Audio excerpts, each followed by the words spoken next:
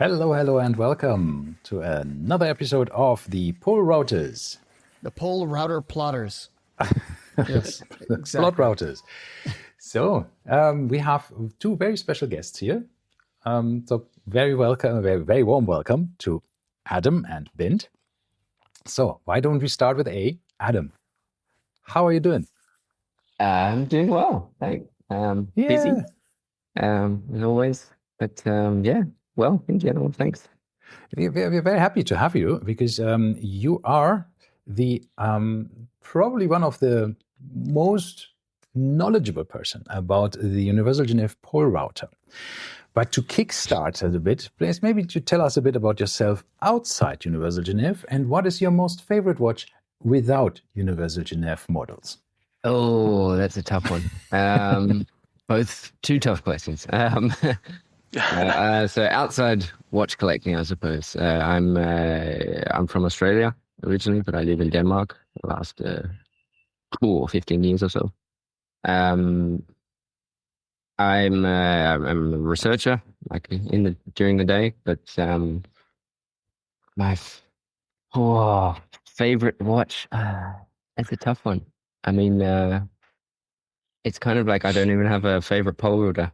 It's kind of everything. I was, when I was a school kid, everyone collected like basketball cards and baseball cards and stuff, and there were the guys that they wanted like the Michael Jordan rookie card, and I was always the guy that collected the whole set. He wanted the whole set, every single card.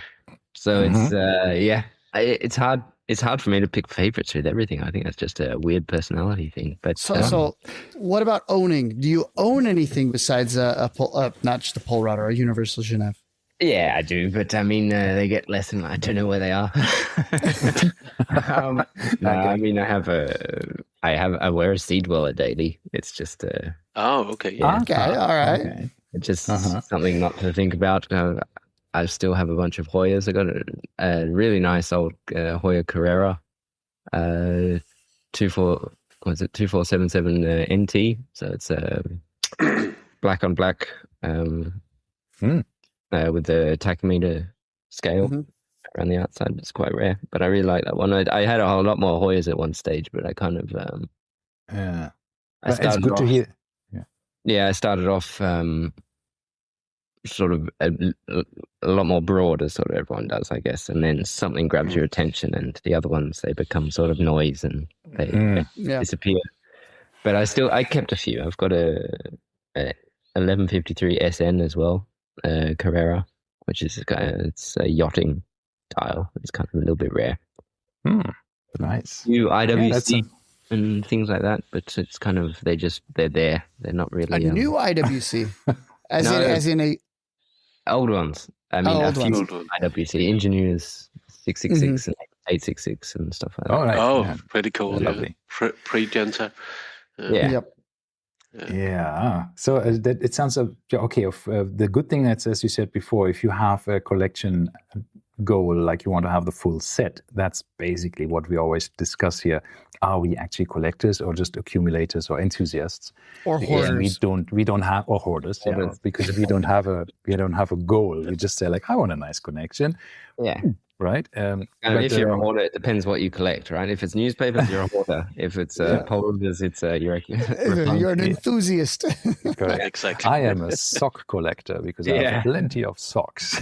It's kind of the difference between what was it? I forget. Anyway. Yeah.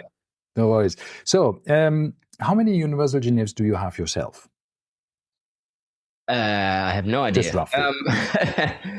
Somewhere between 100 and... He's a hoarder. So, wait a second. Between 100 and? Somewhere between 100 and 200. There was over 200 at some point, but there was... Are there duplicates? There's still a few duplicates, which... that was the first stage of sort of cleaning house a little bit. It wasn't police enforced. It was my own decision. It was wife enforced. Yeah. well, Bent was before you came on. Bent was mentioning that back in the day, in Scandinavian, these were cheap as chips, essentially, right? You're able to pick these up for 300 euros, dollars for Not that long ago either, really. Yeah. I mean, what was it? Less than 10 years ago, probably 8 years ago. Most of mine were. I think you mentioned that. $100,000. Yeah, you mentioned that in your interview with Houdinki, right? With Cole Pennington before he moved to the dark side and now works for Tudor. But But now the numbers in there they're irrelevant. It's like, you can still get them. Nice ones under 1,000. Yeah, not really. Yeah, but now it's changed dramatically, right? I mean, Universal Geneve has been catapulted into the mainstream, basically, of the watch collecting world, at least, right? Yeah. But I think for most people, they just see the Nina Rindt, so the Bicompax or the Compax watch, and then the Polerouter itself. Polerouter, yeah. But you mentioned there are like 1,000 different references. Something like that. I covered my bases and said in the order of. So that covers it anywhere between 100 and 10,000. 10,000. Yeah, exactly. But it looks like it's somewhere around 1,000. And I've documented maybe half. But we've got they have a very sequential order with the model number. We can see there's missing model numbers. So it's sort of very clever. Well, I guess it's interpolating that way. And it's somewhere around 1,000. And UG have their archives, but I mean they're a little incomplete as well, and they're also still sorting through boxes and boxes of stuff that they have. Yeah, as well. it's not digital, right? So that takes a lot of work. Huge effort that they're going through, but they know it's going to take a long time to deal with that as well. And also, I mean, if you're comparing this to these other manufacturers like Patek or Breguet, if they go through their archives, well, they are old, but at least there are not so many, right? With Universal Geneve, it was they produced quite a few watches. Yeah, they were knocking out new models all the time. They were prolific, I suppose, is the best way to. But how much change between models? Like when you talk about, a Submariner and you say, well, on this reference, it's bold. The Submariner text is in bold. And on this one, it was in italics. And this one, it was minor differences, but collectors go after this and say that they're two different models. Are these the types of differences we're talking about when it comes to a Polerouter? Generally, you're talking about much bigger differences. More dramatic. Style, colors, patterns. If it's the rehorts are different hands, different combinations, different case shapes, different all sorts of stuff. So it's usually quite big differences. Mm-hmm. But I mean, as I've been documenting them, I'm sort of also getting into the small differences, even like changes within a single reference. It's gone from like the text has changed, or the way the lines overlap the text changes during different over different serial ranges and things like that. So it's getting a lot more narrow. It's just sort of but there's so much of this stuff to do. Like it's kind of wherever my interest has currently taken me over the last couple of months, and started trying to put these little databases together to figure out what's going on. But there's so much stuff to figure out. Man, it's an incredible job you do to help the community, right? With actually documenting this, because do you have community help? Are there people that actually can support you in any way, in shape and form? Sort of, but I mean, it's driven by me. It wasn't. I'm not really going to say I did this for everyone. It's really at the start it was for me.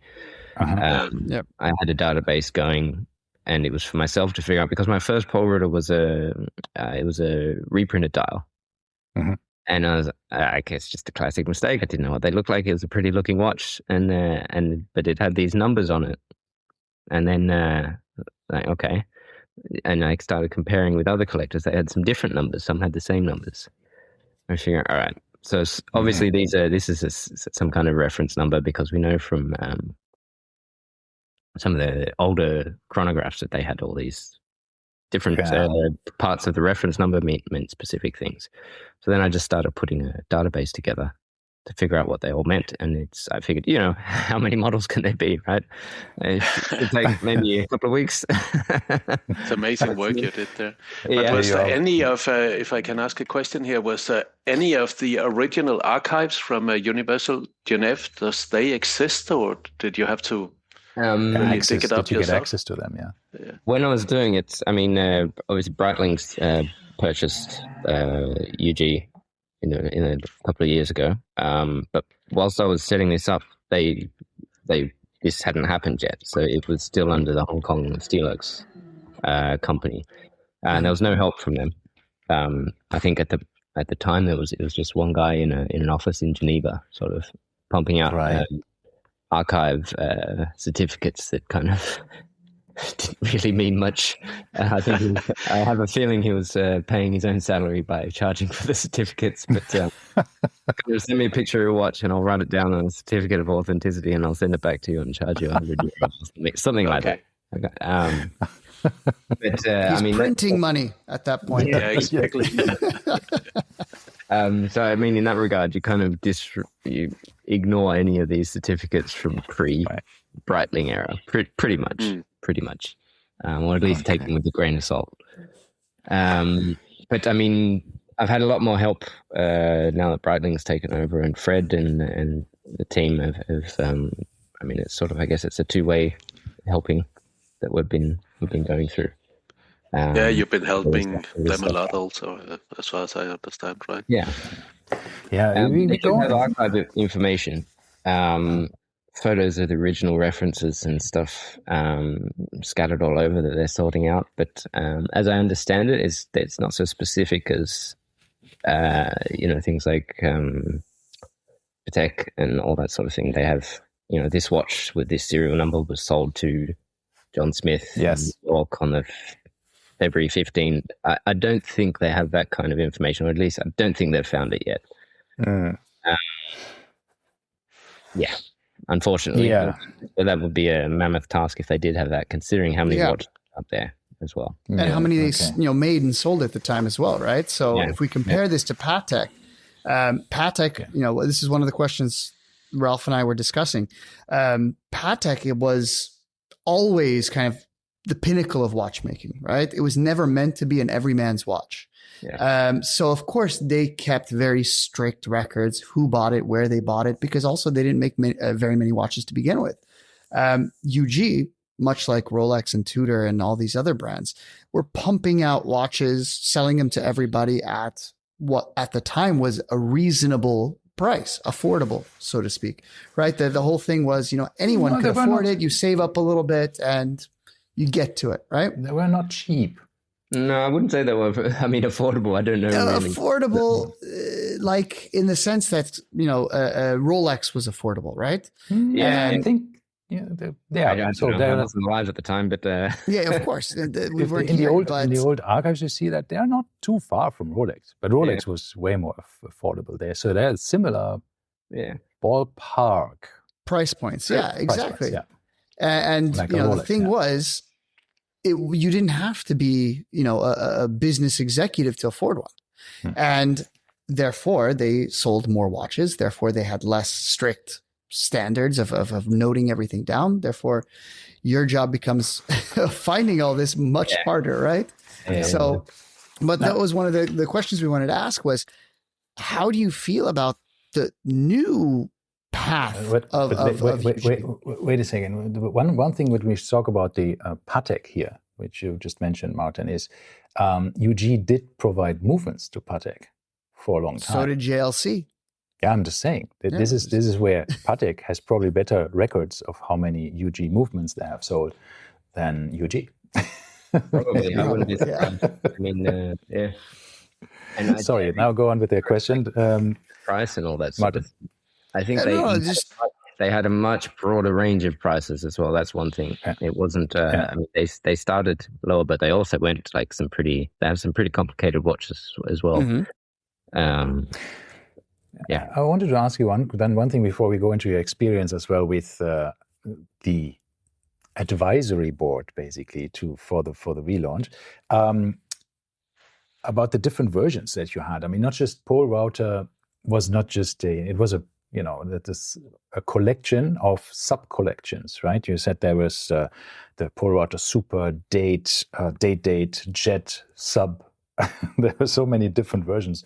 Then it had numbers, Polerouter 3, and then there was a compact, and there was whatever. There's so many different versions of or sub-collections of them, which is quite crazy to see that, especially when we are just seeing the relaunch now, which is something that we want to talk about. How did it? I mean, obviously you had your website, and then you basically, as one of these very prolific collectors of the brand, you were asked to join the advisory board of Universal Geneve for the relaunch. And as a vintage collector, do you feel like you have always had basically, a dead brand, but a golden era? So you have to hunt for pieces that they're getting less and less, basically, right? So that's by the nature of things. And now that you have basically this legacy, preserved that legacy, and now you have started a new brand of the same name with the same model names. Now it's you are not owning an extinct icon anymore. So now you have a bit diluted that, maybe. Were you just a part in diluting that old golden era a bit? I don't think so. I mean, it's the same as looking at vintage Patek versus buying one new. I mean, it's the same kind of difference. It's two different markets. They're very different watches. It's you. I don't know if you say different people buy them, but you buy them for different reasons, I suppose. Okay. And you treat them differently. So I agree. I think once again, just because you have a 2026 Porsche 911, the same buyer for that is not buying a 1967. Sure, but you could say, for example, the Bugattis from these times when Bugatti was a completely different company and then was dormant, right? Mm-hmm. Or dead, and then it was revived. So obviously, somebody who buys a Bugatti from the 30s is not the same person who buys a new Bugatti today, right? It's a vintage, a completely different ball game, I think. But yeah, I mean, so the vintage collector brain, how did it clash with the modern execution, the modern internet connection? A small issue. Sorry. My question is how is the vintage collector brain going to the modern corporate world that actually, obviously this new brand is part of the house of brands, which Breitling is part of, Universal Geneve is part of, and Gaillet is part of. Now, what is all owned by a private equity company. So obviously they want to make money. There's obviously every watch brand wants to make money, but this modern corporate execution of a new brand versus the romantic vintage collector, was there any tension there? I think it took a while to explain what they were doing, what they wanted, what their goal was, and it was to not just make reissues. That was like from the start. And I think we started with the advisory board. There were 4 or 5 of us that started, and then I think a year later it opened up to a whole bunch of other people to sort of expand and deal with different issues. But straight from the start, it was we're not just going to sit here making reissues. It's not sort of, we're just not going to be making Omega Speedmasters from 1961 model again, that sort of thing over and over. And that, to be honest, it took a while to sort of sink in that they wanted to make new watches, but sort of preserve the character of the old watches. And that was, okay, it took a while for me to get over that. Okay. So, am I lost? Oh, yeah. Oh, sorry, I just have a bit of internet connection going in and out for some reason. No problem. We hear you well. Yeah.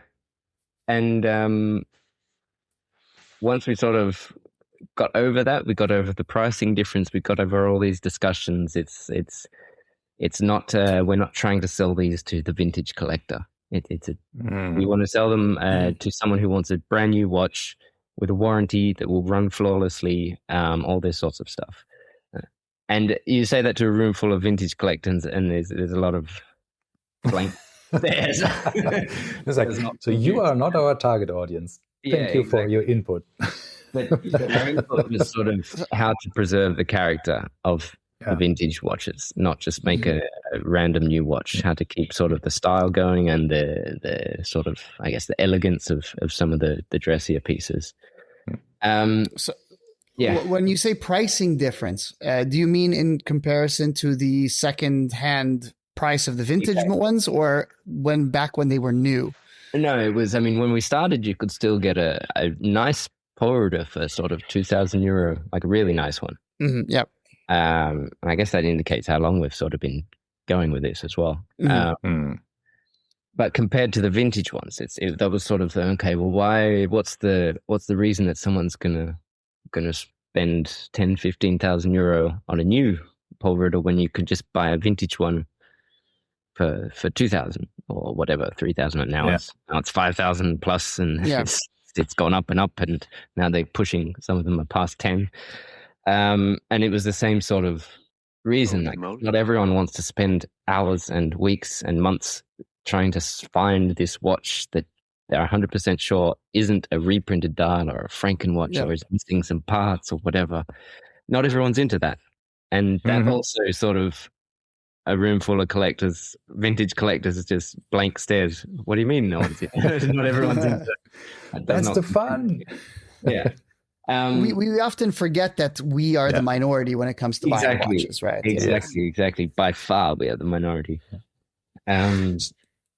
So going into this topic, what was the single biggest argument or creative disagreement that you had when the vintage collector brain clashed violently with the modern money-making brain? It was a lot of whether to make. I mean, there was arguments over whether to make the chronographs, should they be manual wind or automatic, and that was where this vintage idea of but the original ones were manual wind, and George saying, "Are you people crazy? Who wants to buy a brand new manual wind watch?" I mean, there's not many people who are going to do that. So I think we had the arguments. I think in the end were very small because it was a lot of discussion. Even the size. So I mean, like a lot of Polerouters are 35, and the size from the start to what came out has lowered dramatically. At the start, they were over 40, really? And they've come down. So this was pushed by them, right? I'm assuming, right? They wanted the big watches. Yeah, and this is the fight with vintage versus modern sort of markets. Yeah. It's trying to, but I mean, this is the whole point of the group that was set up to make arguments, and then we weren't making decisions; we were just making the arguments. Sure, purely advisory. Were you surprised about the price point when it was released? No, because we knew already, and I was surprised the reaction. I mean, or maybe I'm also in a bubble, so maybe there wasn't actually a big reaction. I was just seeing a sort of a biased group of people complaining. But I mean, it was told 2 years ago, I think. Many years ago. I think it was when they bought the brand. Collectors are very vocal, so above maybe Breitling. Yeah. Exactly. I think he even gave almost the exact price a few years ago, and then it was released, and everyone said, "Oh my god." But back in the day, once again, this was the issue. Is the issue that I raised was a Navitimer, a Breitling Navitimer was the same price as a bicompax. So how can you say now that all of a sudden this is a higher caliber? I mean, obviously, once again, this is our kind of vintage. We look back at everything with these rose tinted glasses and we say, the way it was back in the day was the only way it can be now, which of course, that's not the case in modern times. But I always look back, I'm like, you can't say that this is now a more expensive watch. And then your Breitlings are your kind of second tier watch. And then the Galets are going to be the third tier watch when all of these were the same price at one point in time. And that's kind of the.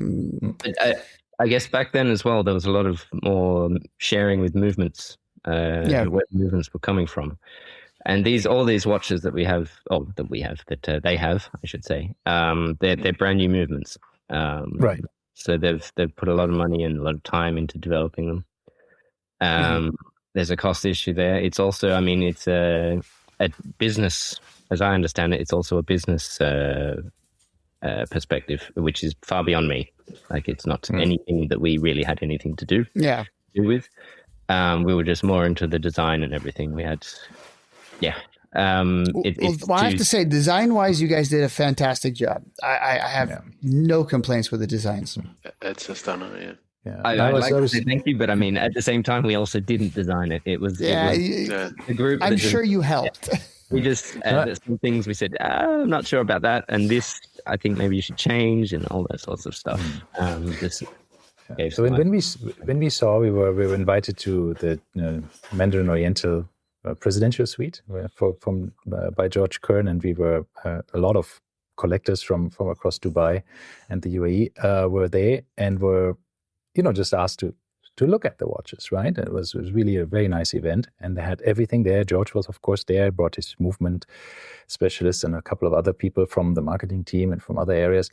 And I was very impressed to see the whole width of the collection. And there's so many things, so many different watches there. So I thought, like, wow, how did they actually achieve that in such a short time to create so many different variations? Not just the different model lines, collections, but also inside the collections, they had so many specials. And I thought, wow, there's a lot of creativity that went into there. And I must say, especially the Polerouter itself, and even the Cabriolet and other watches, I was surprised of how much I liked them in person, because on the pictures I wasn't so sure about them. But once I put them on my hand, also the compacts, they are really nice. I was surprised as well with the Cabriolet. I think that'll if it's not already completely sold out and allocated, it will be very quick. I think that's a very nice watch, I think. And it's the cheapest, right, as well, in the whole lineup. It depends. Starting at 9,000 that you order as well, if it's gold or steel or whatever. But I think, but I looked at what is the entry to Universal Geneve, and I think it is now the Cabriolet with 9,000 Swiss francs or so. It's a bit lower than the just cheapest Polerouter and some other watches there. I think also a lot of women's watches there, right? I mean, that's also what surprised me of how much emphasis there was on having watches that appeal to the ladies. And not safe designs either. They're pretty out there as well. I think it's very cool that they said, you know what? Yeah. Fuck it, let's do it. What's the worst that can happen, huh? I have a quick question regarding this, not just for the ladies, but for all of the Universal Geneve watches, right? So as you mentioned, not usually the same group of people are going to buy the vintage watches as the new watches. So I'm assuming blindly that when they asked the advisory board to come in and, here's our plan, they outlined who they think would buy these watches, right? And this is one that I still haven't figured out, because they just launched this entire new brand with, as Ralph said, a whole heap of new models. And who is the target demographic for this? Because obviously watch enthusiasts like ourselves cannot sustain a brand. So there has to be people from outside of the watch enthusiast community. And Universal Geneve is not a household name. So who are they trying to get to buy these? Is it somebody that's walking through a mall and they're going to go walk in and buy this? Or is it a more educated customer, or who's the main person? Without talking directly to the marketing team, I'd assume it's sort of a more educated customer who wants something a bit different. They're not going to just, hey, here's my Submariner. Oh yeah, same as mine. Here's my, Nautilus. Oh yeah, same. That kind like of the architect driving Saab or something. Something like that. And I think at the start, at least, they're going to be very limited because they are new movements. The production is quite limited, so they'll be. I assume they're going to be hard to find. Did they say how many? In total? I don't know if they said it in public, but I can't quite remember. I think it's something like 200. I don't want to put the wrong numbers out. It's hundreds. No, it's hundreds per model or per movement. Per movement. Okay. Movement. Okay. Yeah, but they're not so easy to produce. I mean, they're producing them with a partner. They're not. They're manufactured not at Universal Geneve. They're producing them at a partner, which I think they co-developed together. I don't know was it. I forgot that brand. Was it Chronote or whoever is producing the movements? Name exactly as well. Yeah. So it is a very high-end movement maker. There's absolutely no question that this is on the top level, right? Haute couture, not haute couture, haute horlogerie. Because haute couture is a different thing. Let's talk about the haute couture thing in a moment. Yeah, because this whole the whole Universal Geneve DNA, of course, you can't just do exactly the old things, as you said, not just reissues one after the other. You have to bring also something new to the table because it is a new brand, because you don't want to be just a reissue brand, because that doesn't sustain you. So I think they did a good job of coming out with something new, something that has sort of the Universal Geneve DNA, but moves it also into the future, into the now time. But one thing that some of the collectors or the watch bubble is very concerned about is if you touch a Genta design. And since this is a Genta design, one of his first when he was just about 23 years old, and some people are very concerned about this whole proportions that people think that made the watch so successful at the time because it was just so unique, so pleasant, so just, people just wanted to wear one of these because they were so well designed. And now when you move this from 35 millimeters to 37 to 39 or 40, does that still fit, right? Does it still look good? Because sometimes when you blow things up, they just look weird, right? And the proportions don't fit. Like Martin would say, if you buy an Explorer, the 36 millimeters just wears better or looks better, like also with the Ranger, than the 39 or 40 millimeter version, because it just feels more coherent. So question there is, do you think that the Genta legacy was properly translated into now time and it's true to its own old design, or what would Genta say? What would Genta say? WWGC. I have no idea. Ask the daughter. I was wearing, I think it was a no date, so 37, the whole night of the launch. So I was wearing a new one. And by the end of the night, or even by an hour in, sort of, I was used to the difference in size very, very quickly. I mean, some of the original ones, they're just under 36, and that extra millimeter and a bit, you don't really notice it. And Gerald Genta's widow, Evelyn, she was there as well at the launch, and she was very happy. I can say that much. So, and she was very happy with the watch. She thought it was fantastic. From everything I heard, I think if we had gone with ended up like 40, 42, that sort of thing, I think then that would have been a question for sure. But it was negotiated down and down and down, where we hit our red lines and said, "This is it. This is how." And then they went, "Okay, fine." And that was you asked for 32, and then you ended up with 37. I think this is the thing: is I don't know if it's us as the watch community that pushes these smaller watches, or if you go out and talk to a non-watch person, which I actually have a friend that I spoke to who's he has a sub, but he knows nothing about watches. He bought the sub because he wanted a sub, right? And I bought recently the Zenith Revival Chronomaster, which is 37. And I showed it to him like very proudly, like, look at this watch I just got. And he's like, why is it so small?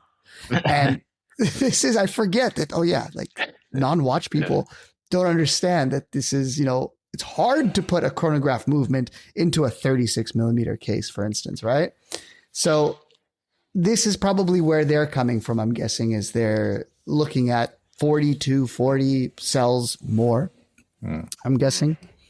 Yeah, and it's back to that. It's a different market that they're looking at selling to. They're not primarily looking at vintage collectors to buy these, but I think it translated well in 37 at least, and 39. I'm sure it would be just a matter of. I mean, when I go from like a Sea Dweller to a small case Polerouter, it takes half an hour to get used to the difference. Which Sea Dweller, the 43 or the 40? I have it's the Deep Sea 40. It's a 16600. Okay, so the older one, which even that, because now the 43 for me is like a gargantuan beast of a watch, right? Yeah, the 43 size. So this is 40 is still doable. So yeah, I could see that. But even then, you say there's still some getting used to. Yeah, it's taking. I mean, 5 millimeter off, or even 6.5 or whatever off the size, and it's also going from a thick watch to a thin watch, and all these different things. But it's a matter of just get used to it, and then you don't notice. And then when you change back to a big watch, you think, oh Jesus, this is a huge watch. Why? How did I wear this? And then an hour later, it's just normal again.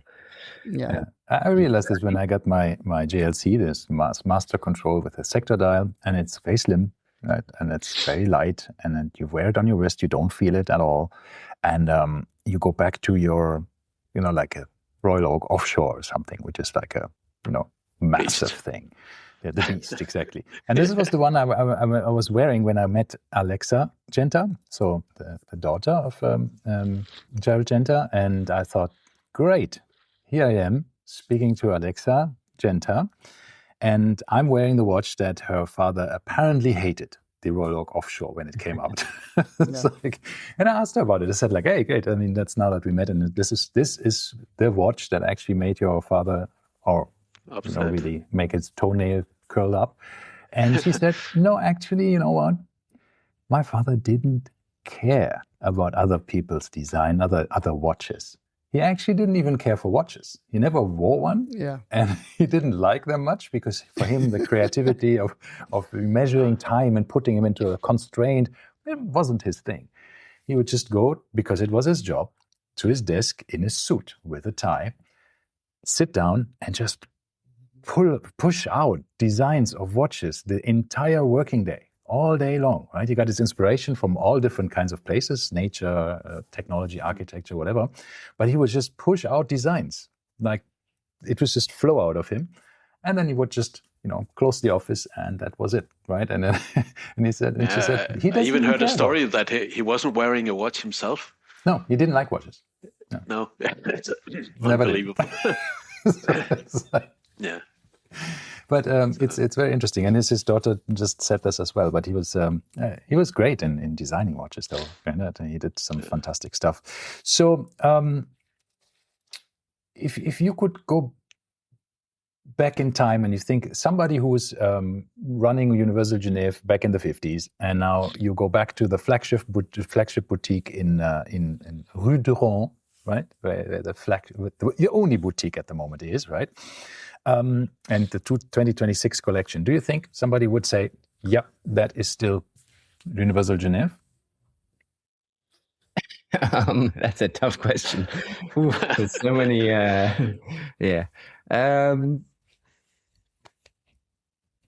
It depends what time. I mean, because again, it's kind of the 40s designs compared to the 60s designs compared to, they were very different. And then that's putting 20 years difference, like design difference. Yeah. I guess it's culture differences and technology differences in just 20 years. What's changed? And then you're adding another 60 years onto that, where we've sort of tried to go back, not back, but design-wise a little bit back to the original ones. I mean, back then they wouldn't have been so bothered. It would have been like a cutting edge, this is cutting edge designs. This is brand new stuff. So as long as that's what was happening, and they were producing nice watches, I think they'd be surely happy with it. Good. Because it was a bit of a trick question, of course. I think probably yes. It's still Universal Geneve. You have, the logo is the same, and there's a lot of similarities as well. Just a bit more on the luxury end, right? Because we have done a bit more hoity-toity with, glasses of champagne and things of that. But I saw a very interesting picture in your article on Hodinkee, right? Which was when you were interviewed there. And I shared that with you about, flying back in the days. So this is a picture from a plane where people are getting a spread of cold cuts and bread and huge hams, and there are sausages hanging from a sausage tree, basically. Which I would hate to experience turbulence with that going on around me. And you have swinging sausages in your face. Yeah. Or a big ham on your lap. Yeah.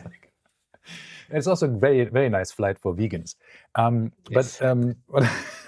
It's a marketing mock-up, this photo. But this is actually real. And you think, unbelievable. And you see the guy here with this, the big sharp knife cutting from this big ham, and you think, yeah, that's all things that you wouldn't see today anymore. And that's what I'm saying. Nowadays, you can't bring a nail cutter to a plate. Exactly. I was just thinking that was a interesting view of how that has changed over these, half a decade or more. Yeah. Any other questions from the audience? And also, we didn't do a wrist check, of course. You skipped right over that and went straight to. I want to see how much time we have left, right? So, and I thought, let's get through these juicy questions. Let's ask one more question. Okay. And then we can talk. We can have a chit chat about anything. Okay. The last question that you brought up, Ralph, you can ask it if you want, because it's your question. I'm not taking credit for it.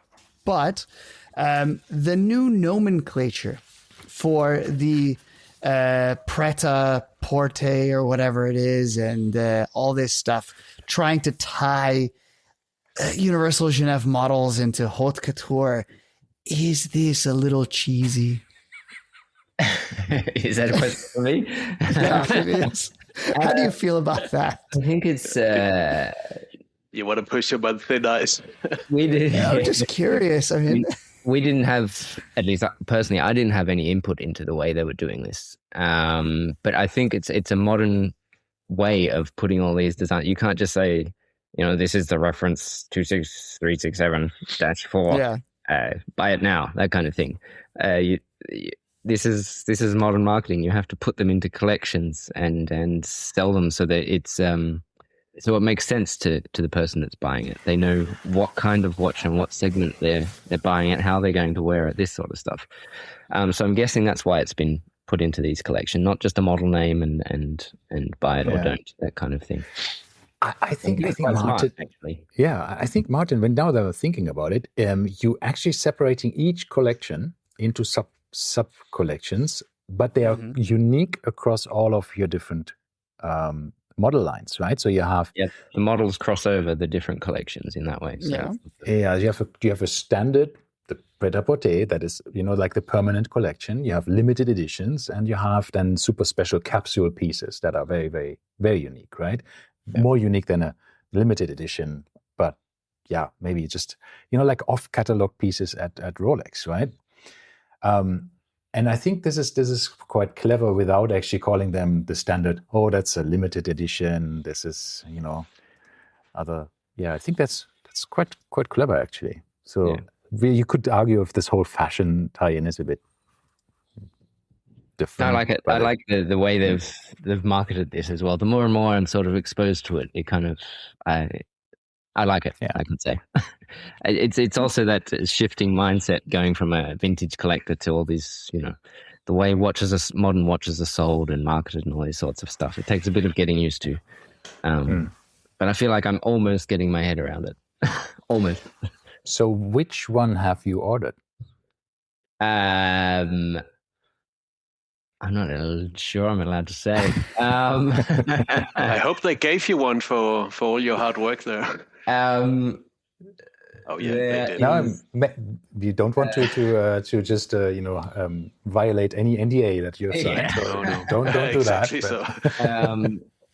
There is hopefully a Polerouter coming to some people's way, but not one that's available to purchase. So it will be a that's lovely. Whoa. That's lovely. I mean, that's a nice cool. Thank you for the collectors. Yeah, I think so. And now, okay, let's go. Let's talk for the about advisors. If you were to choose one from the collection, which one would you go for? This is going to be a funny answer. I really like the Cabriolet. Really? Okay, all right. But maybe because I have so many bloody Polerouters that it would be nice to have something a bit different. But okay, you could only have one, and you're going to go for the Cabriolet. If I could only in have this case, for the rest of your life. I'm a collector. I'm the set collector. I only have one. That's the worst situation you could put me in. I don't know. I really like the Cabriolet. I like the fonts they used. I like everything. I think it looks fantastic. That one there, the rose gold black dial. I think it looks fantastic. I had one on my wrist. It just, it works. That's all I can say, really. I'm not that creative in my language, but I can just say it works. It's just really nice. Yeah. Ralph, you want to put up the basic one? Is that the entry level one? Yeah, we have to go here. Just a gold one. Yeah. We have here these. This is the entry level one. Yeah, I think. For 9,800. It's a good looking watch. It is a good looking watch for the price. And if we were to compare this is a direct comparison to the Reverso, right? Mm-hmm. And it's cheaper than Reverso. It is. It also in the metal, it is much nicer than the photos, and that was also surprised. That I can agree. Even better. Look in at metal. that movement. Yeah, and it's a lovely square movement, right? Sorry. Yeah, it was one of my pet peeves is round movements in square watches. It looks good. It fills the case well, and the bracelet looks awesome. Yeah, the bracelet is 9 rows of little. We say that as like brick. I think they call it a brick bracelet, right? Because it has this little. That looks like beads of rice. What do you call that? I think they call it bricks, but I'm not 100% sure. Yeah. So it is pretty amazing. It's a manual round movement. I love also the fonts, which is proper Art Deco stuff. Yeah, the fonts are cool. It's really Art Deco. Really Art Deco, yeah. Let me see what they say about it. I like it. What about you, Bent? What are you taking home from this collection? To me, it is the classic old no-date Polerouter. Yeah, but, ditto. This one, absolutely. Pull up the Polerouter, Ralph.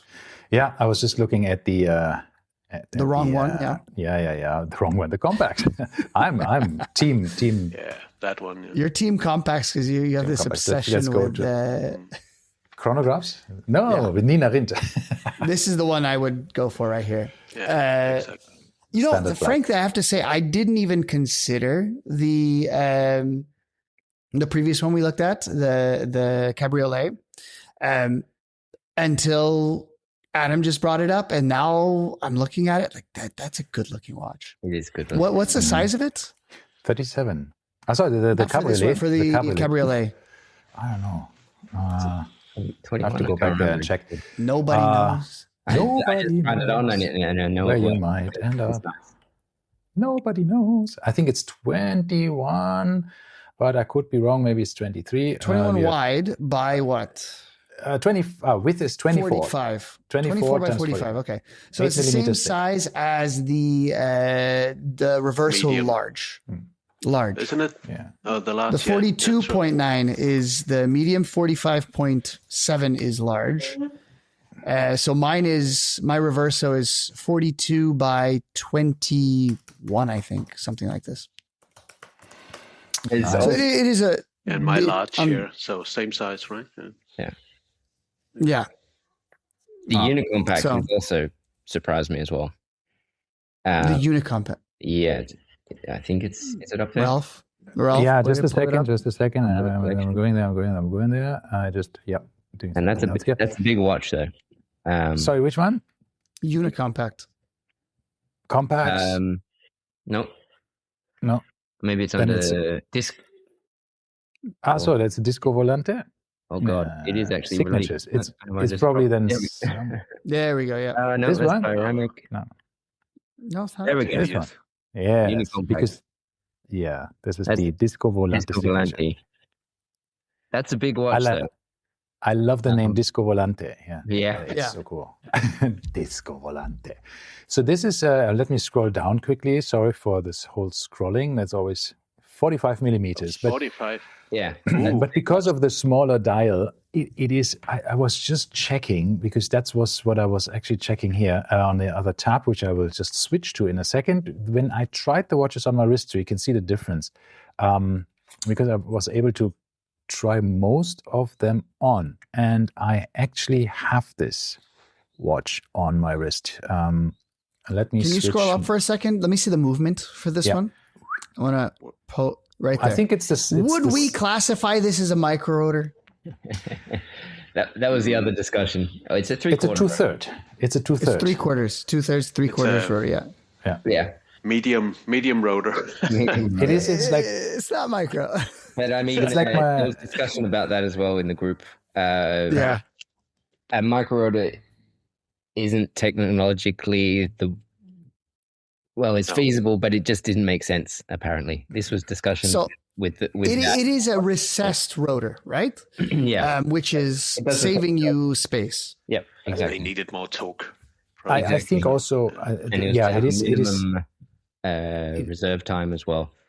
As you can see with the new Formex, for example, with the Orage movement, it has a really micro rotor inside, and getting 72 hours of power reserve and proper power generation from a small rotor is tough. So you have to use very heavy material, like whatever, tungsten and all of this stuff, or wolfram, or I don't know what. I think there was discussions about reliability as well. When they were talking about the target is, we want we want to sell a reliable watch, all these sorts of stuff. They said it just makes sense we'll go this way. Tough. Yeah. I'll show some of these pictures of me wearing this watch. You see, it's actually not too bad. Because it has no lugs, that's why. Exactly, because it has no lugs. So it wears actually surprisingly small. The lug to lug is 45. Not too bad. That's exactly, or actually less. What's your wrist size, Ralph? 18.5 or something? Yeah, it's about 18.5. Yeah. So you see, also when I wear different watches, you probably can. So it was actually quite nice to see that. And let me go to the next one. You see, okay, that's a bit different. That's hideous. I like it. Come on, it's so weird. You gotta like it. Yeah. That is as close to a reissue as we got. So that's based off a monodatic watch from the 50s. But I love how they around at the same time as the Polerouter, so they'll make them side by side. Was it at the time also that they had a date in the bezel there? Yep. Right, it's pretty cool. I love that. So have it. And on the vintage ones, there's a little plexiglass bubble that sits over the top. Okay. That the original ones, they're very hard to find. So if you've had yours missing, scratched, whatever, I know a guy who has like 10 or 15 of these. Wow. So niche little watch parts that are floating around the world is kind of fun. Niche collector. Yeah. But what surprised me is, like, if you take just the watch dial, right? It's tiny, obviously, right? And I would have never thought that I can actually read the time on such a small dial. But it works.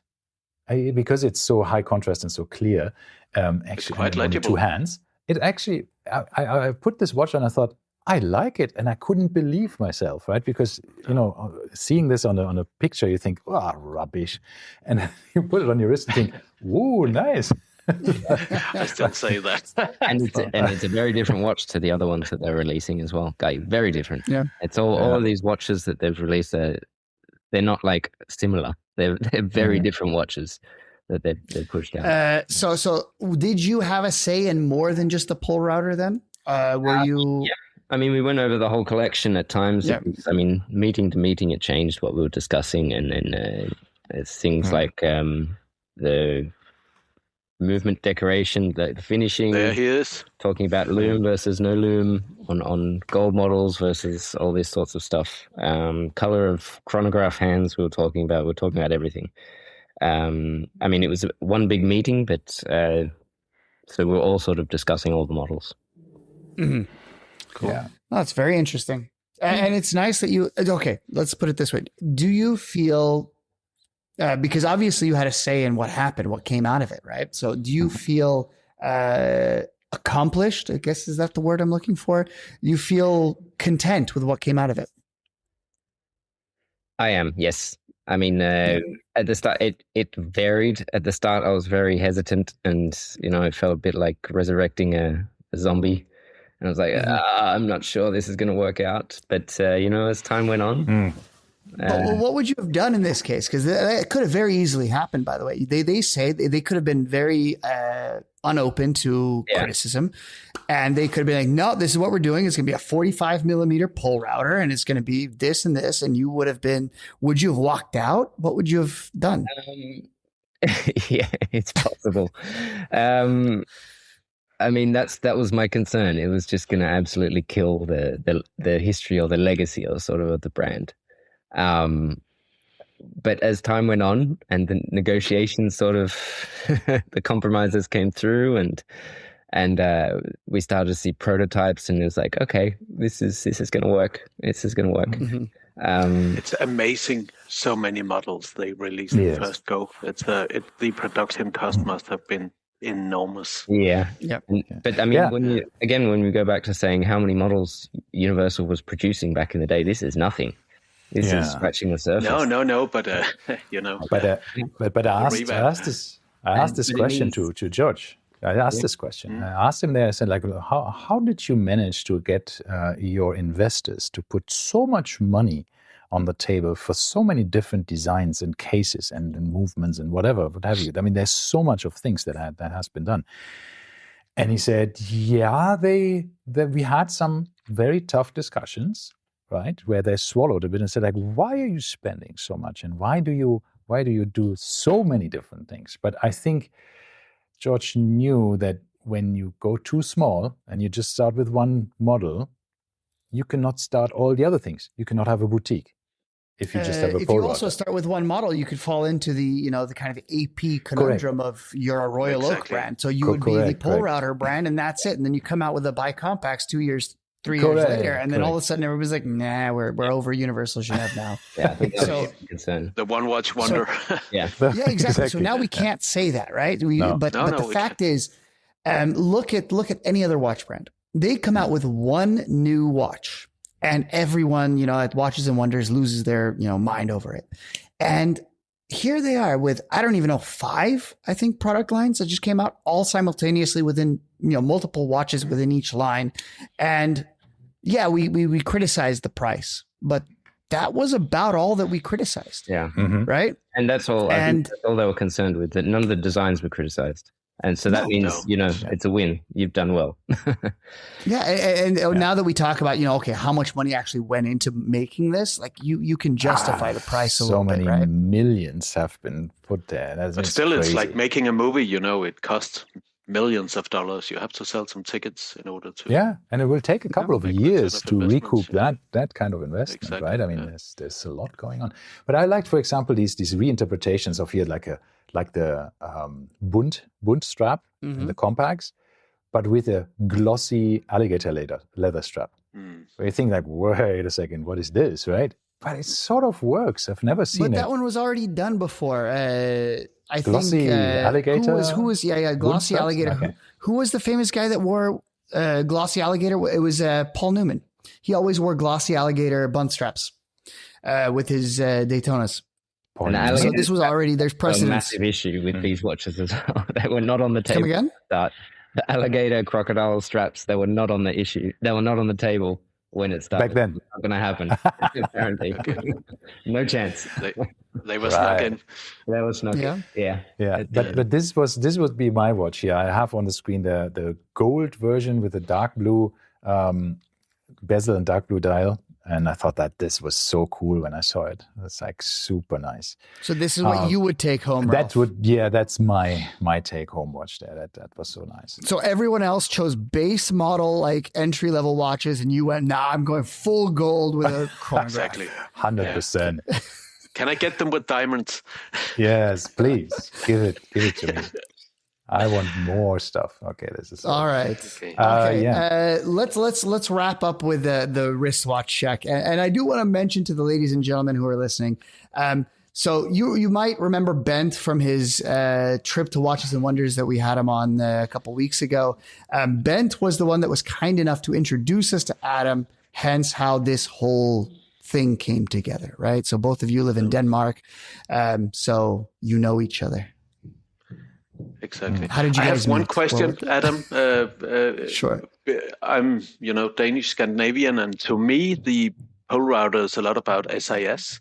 How do you see that? Is that just a romantic and powerful story, or is it hard documentation? Is it mythology over time, or?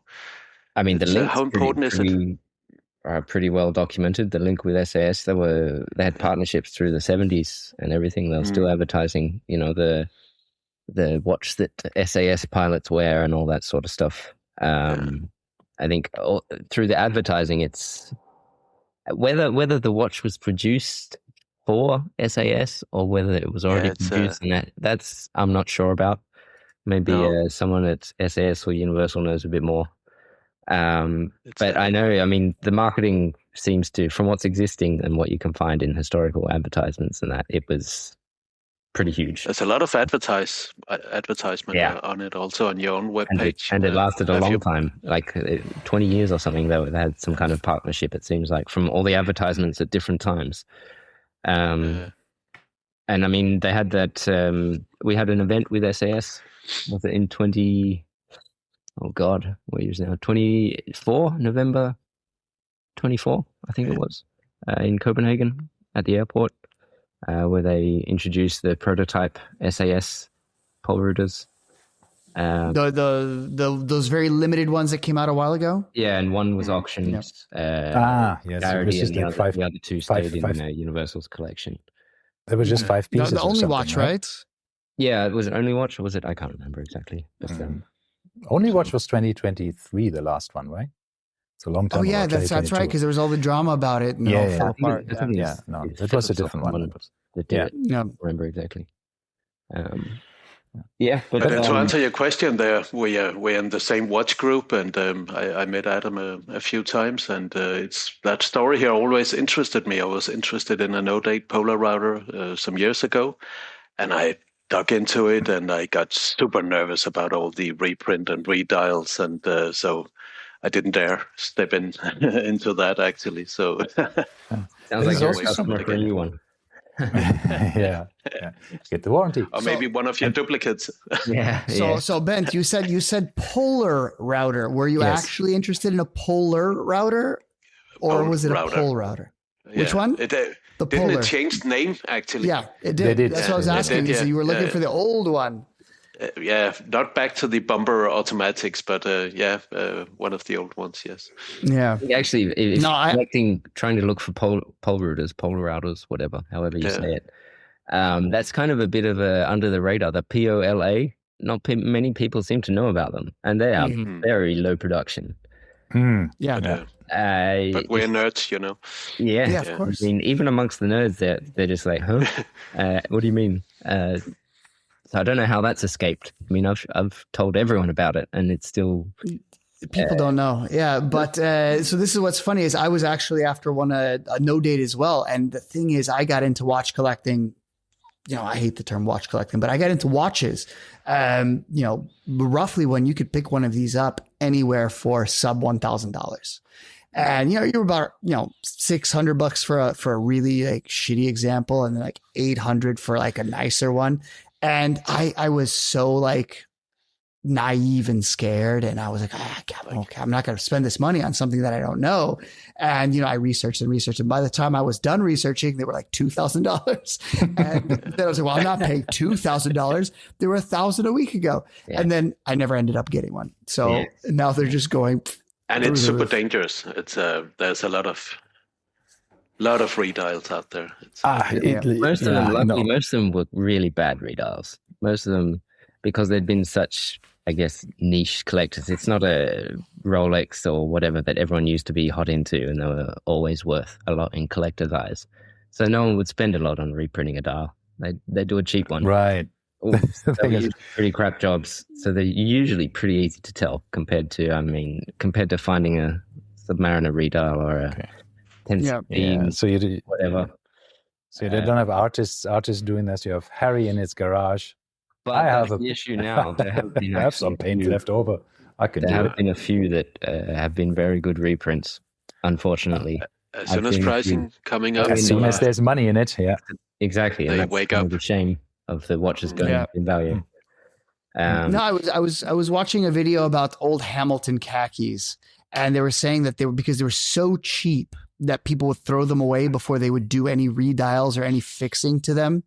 And they were saying that that's kind of the last of these bastions where you could get into a vintage watch knowing full well that it's authentic, because no one in their right mind spent any money to ever fix it or change it, right? Yeah. And that's all we have left now is you can go pick one of those up. But this is what the Polerouter used to be. Yeah. And it's still, I mean, it's not a end of the world if you do end up with a reprint. There's at least what I've found is there's a lot of parts out there.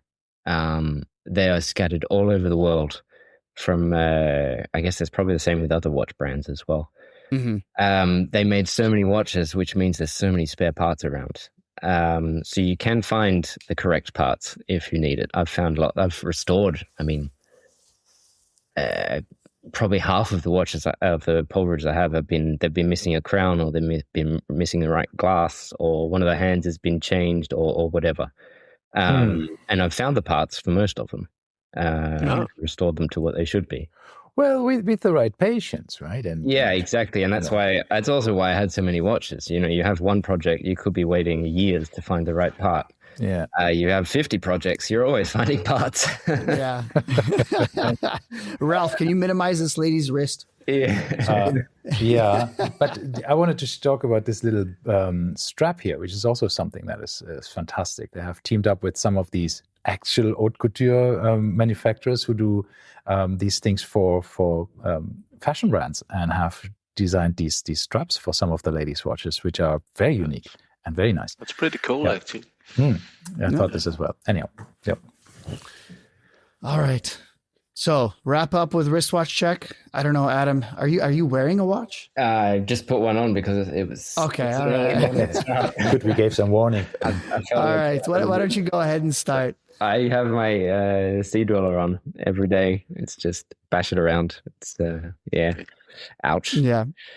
That's a good one. It's a good one. So you don't wear your Polerouters every single day? Are you? Not every day. I mean, but I do wear them. It's it just depends. It's all got to set the date. They don't have quick set dates on them. So that's why you buy the no date one. Yeah, exactly. Yeah.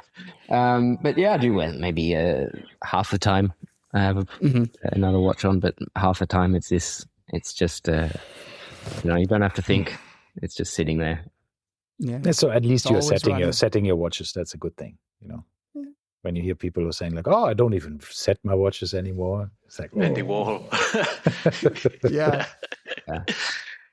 Well, that's Bent, what about you? When you have a tri-compact, when you have dates, months, the set. Yeah. I'm wearing my only vintage, my trusty old Omega Constellation from '66, because we were talking vintage, so I thought I better blend in. Yeah. But I'm going biking in 10 minutes, so the G-Shock is coming on. As it should. Although I have to say, as I mentioned, I bike in all my watches. So I don't pick and choose. If it's on a NATO strap, it's good to go. It can be an expensive decision. Black Bay 54. Mm-hmm. So, yeah. Oh, for me, it's the Polar Explorer. Yeah. The Polerouter Explorer. That's also a nice watch. Yeah. The Polerouter. No, it's just the latest entry, so it's still honeymoon phase, right? I actually should have worn the Casio G-Shock, the new with the MIP display, but which I got new just 3 days ago. I sold mine. It's charging, right? Which one? Yeah. Yep, I also bought an MIP. I got it home from Japan from my wife was traveling, and I was so obsessed with it, and I never wore it. That's the problem with all of these I call them these drawer watches, right? You excite it scratches the itch for a moment, and then they end up in a drawer, and then you forget about it. I just told myself to get rid of it. If I don't use it, they better leave. Good. Yeah. I started storing mine as just watch heads only because the straps just take up too much space. How do you store them? You're a borderline hoarder. Yeah. Well, I have actually. You start collecting these old watches, then you start collecting the old accessories and the old bits and pieces. So I've got, I think, 5 or 6 or 7 of the old sort of dealer boxes where you can fit 8 to 10 watches with straps or bracelets or whatever in. So they sit in there, and then the rest are got some like just random boxes that they just fits watch heads in. So, you know, they're just scattered all over the place and stuff. Well, I was just thinking, you know those like big mechanics drawers, like with the very thin drawers, and you put like the non-slip pads. You could literally fit in one rack. Like you could fit so many watch heads in there. You'd think so, but I've tried that. No, You've been there. I've been there. And then every time you have to put them together, you have to put like 50 straps on, and it's like, oh my god. Which buckle goes with which one? I can't remember. And then, you could do what Ralph does. He got one of those crimp or whatever tools to cut holes into his straps, so that he put this quick release spring bars in each one of them. Yeah, and then he's able to just pop them out and pop them in. Yeah, you put it. It just cuts out this slightly oval shaped piece in your leather straps, so that you can put the this quick release spring bars in it.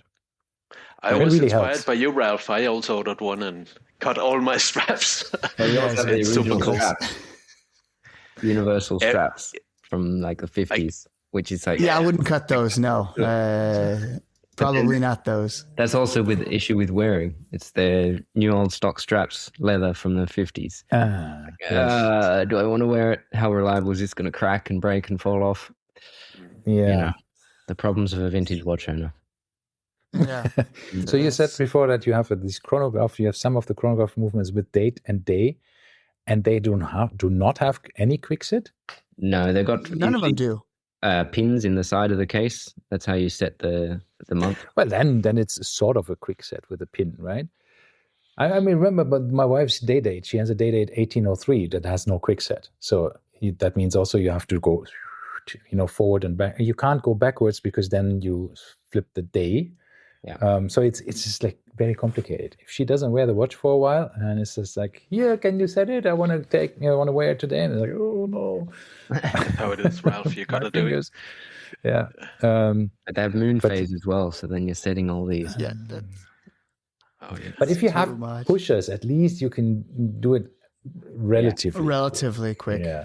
But it is a bit of a pain. Yeah, that's true. Yeah. Cool. No day watches all the way. No date, no time. Just metal. Exactly. Quartz. Solar quartz. G-Shocks. No issues. You just put them in the windowsill every few months, and that's it. You just shock. No. But speaking of quartz, I had to go in. My daughter has 8 flick flacks, right? I had to change 5 batteries at once 2 days ago, and I'm just like, quartz sucks. Like we're going full solar quartz from here on out. You don't touch it. You don't do anything. Thunder. Has a one. Unless you keep them in a drawer.